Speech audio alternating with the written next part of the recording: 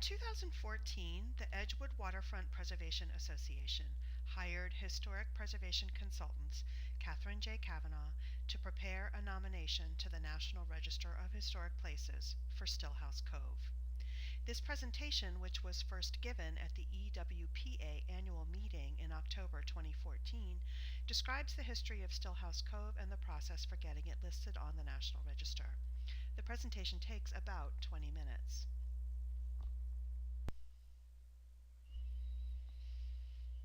The name Stillhouse Cove derives from a rum distillery, or still house, that stood on the bluffs overlooking the cove in the late 18th century.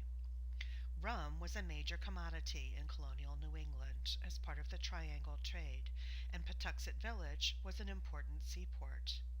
On the north side of Patuxent Neck, Stillhouse Cove had its own wharf, where cargo ships would bring in barrels of raw molasses and then set sail laden with bottled rum.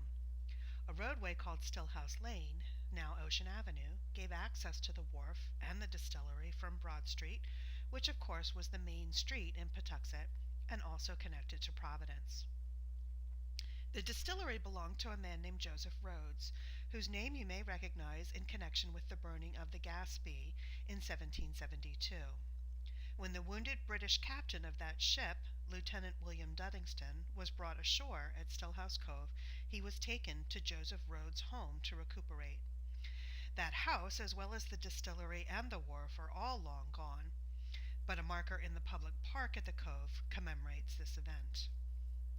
In Joseph Rhodes' day, nearly all of the land that now comprises Edgewood was farmland. That remained too, well into the 19th century.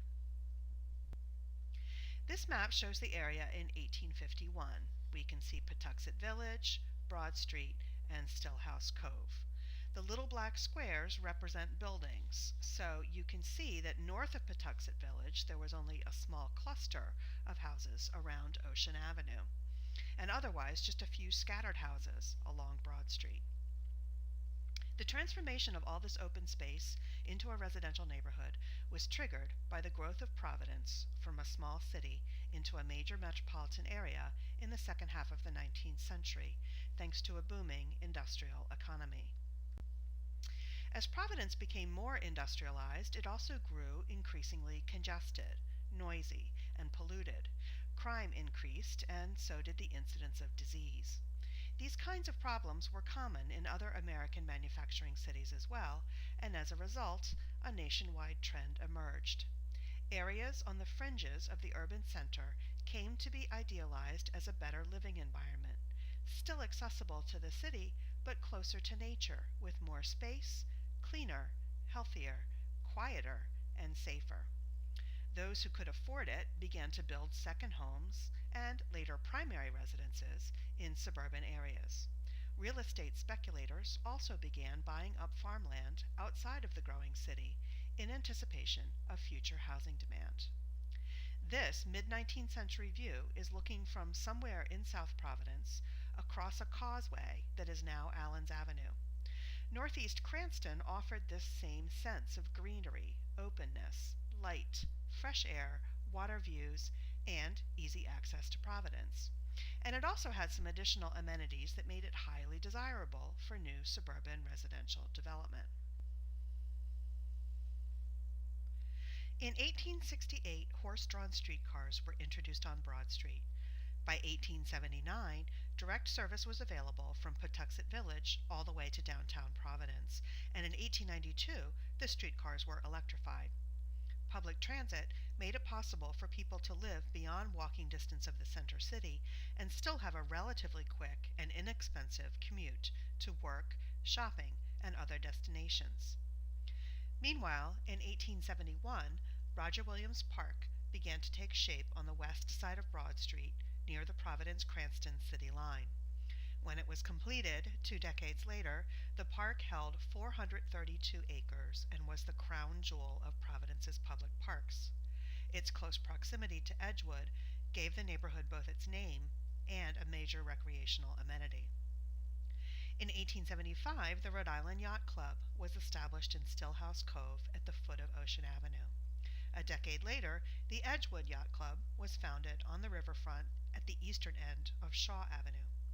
These clubs provided recreational and social activities that drew middle class and upper middle class residents to Edgewood.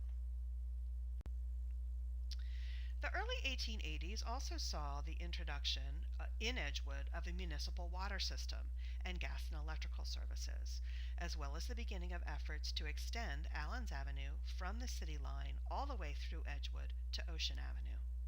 To accomplish this, Cranston had to acquire the right-of-way for the new roadway from multiple property owners, a process that took nearly 2 decades. This 1882 map shows a few portions of the proposed extension of Allen's Avenue. Over time, the design for this street evolved into a wide, tree-lined parkway called Narragansett Boulevard, which was finally completed by 1906. Meanwhile, a number of residential subdivisions began to take shape in Edgewood with new streets and blocks of house lots laid out. The pace of housing construction started fairly slowly. You can see there still weren't that many buildings here in 1882, but it accelerated over the next several decades. So that's the context of what was happening in Edgewood in the late 19th century. Now let's zero back in on Stillhouse Cove. By the time of the Civil War, all of the land around Stillhouse Cove was part of the 35-acre Brattle Farm, which Ora Taft acquired in 1860. Taft was one of the early suburban pioneers in Edgewood, before the neighborhood even had that name or could yet be called a neighborhood. He was an affluent businessman who lived in Providence but could afford a second home outside of the city. Like many industrialists of his time, he had a diversity of business and civic interests. He was president of Ora Taft and Company of Providence and one of the owners of the Warregan Cotton Mill in Plainfield, Connecticut. He served as president of the People's Savings Bank of Providence and the Worcester Railroad, and he also served one term in Rhode Island's General Assembly. The Taft estate, bounded by Broad Street on the west and Narragansett Bay on the east, extended from Ocean Avenue northward to a bit beyond today's Massasoit Avenue, which is called Taft Street on this map. That was only a paper street at this time.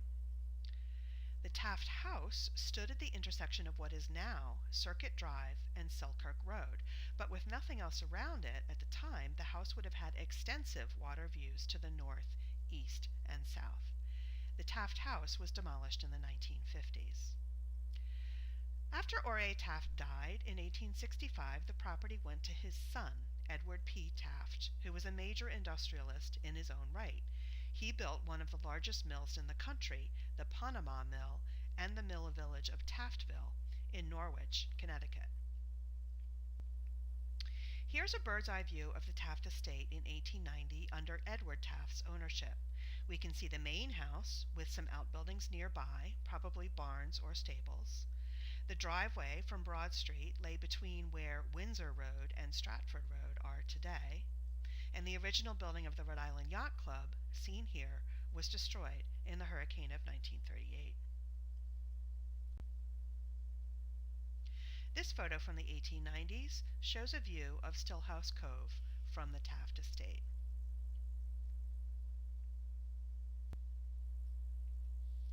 The Taft estate retained its original 35-acre size until the late 19th century, while all around it, residential plats had been recorded and new housing was beginning to be built, as seen in this map from 1895. Notice that part of the right-of-way for Narragansett Boulevard, which was then still called Allen's Avenue, is shown extending into the Taft estate and partly across the cove. This was only a proposed layout, not the actual street. A year after this map was printed, in 1896, Edward P. Taft deeded to the town of Cranston, for highway purposes, a strip of land along the eastern edge of his property, 80 feet wide by about half a mile long. The right-of-way sloped gently down in front of the bluffs at Stillhouse Cove and curved around the shoreline to Ocean Avenue.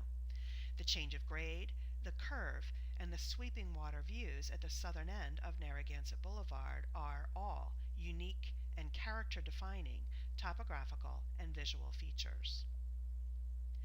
This photo from the early 1890s shows the shoreline of the cove looking north before Narragansett Boulevard was built. The building on the left was presumably some sort of auxiliary building for the Taft estate. Its function is unknown, and it no longer exists. After Edward Taft died in 1899, his estate was split in half and sold to other owners, who then platted the land for residential development. As a result, the marshland and beach at Stillhouse Cove were likewise subdivided into two parcels. The northern portion of the Taft estate, including part of the Cove lands, eventually became the Aberdeen Plat of 1901, which has been recommended for nomination to the National Register as a historic district. A plat for the southern portion of the Taft estate was recorded in 1904. This is the only plat in Edgewood, and one of the few in the entire Providence metro area that was designed as a garden suburb, with curving streets and house lots of varying sizes, following the natural topography of the land.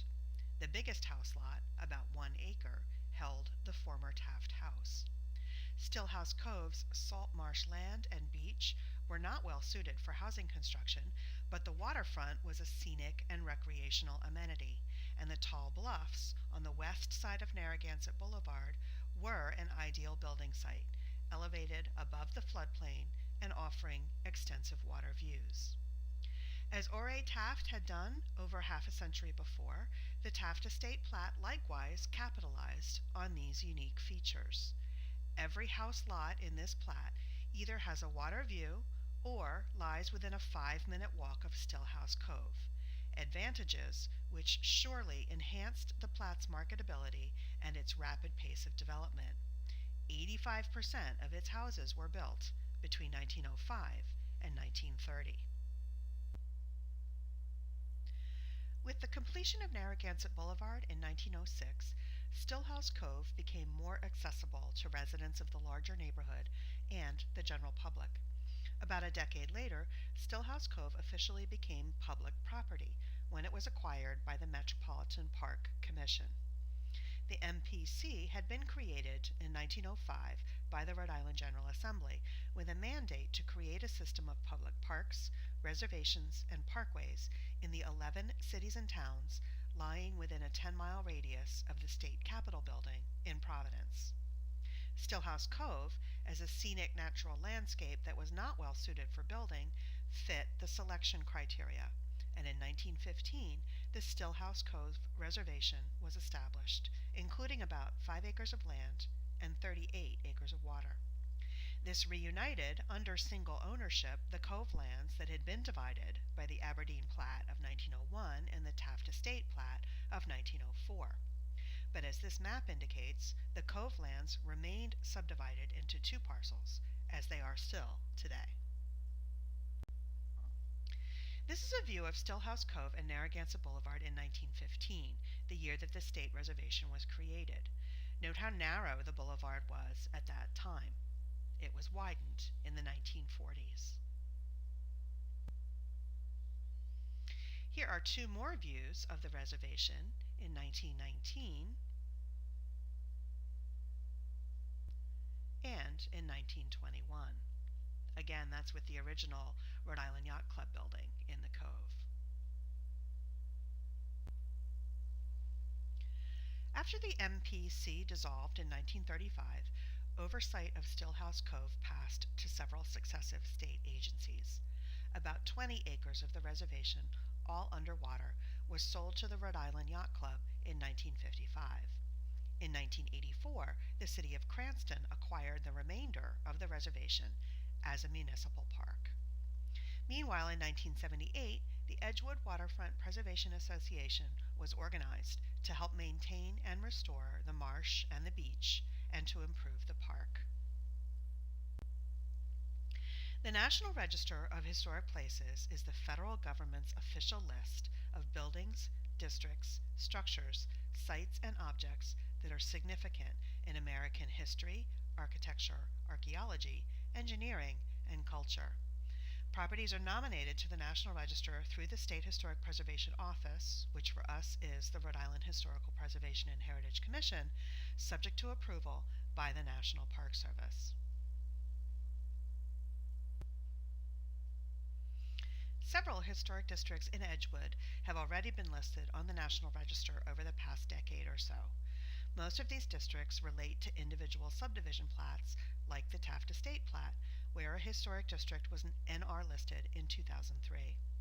At that time, the district's eastern boundary was drawn along the western side of Narragansett Boulevard, which you can see in the blue dotted line on this map, because the district's significance was defined by its collection of well-preserved early to mid-20th century homes in a variety of period architectural styles representing the historic evolution of Edgewood from farmland to suburban residential neighborhood. In the summer of 2014, on behalf of EWPA, I prepared an amendment to the original nomination for this historic district to expand its eastern boundary to include the portions of Stillhouse Cove and Narragansett Boulevard that were contained in the original Taft Estate Plat. These are character-defining topographical and visual features that contribute to the significance of the district as a whole. After review by the Rhode Island Historical Preservation and Heritage Commission and the National Park Service, the amendment was approved in December 2014.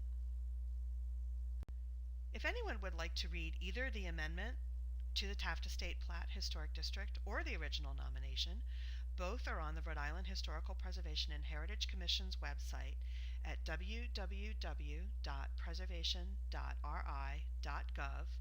Click on National Register and then on the list of Rhode Island properties on the National Register and scroll down to Cranston to find the link for the Edgewood Historic District, Taft Estate Plat, and boundary increase.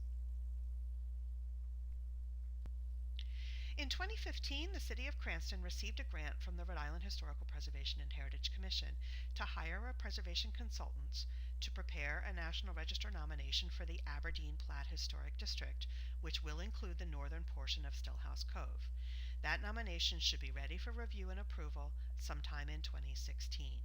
All property owners within the proposed historic district will be invited to a public informational meeting as part of the review process.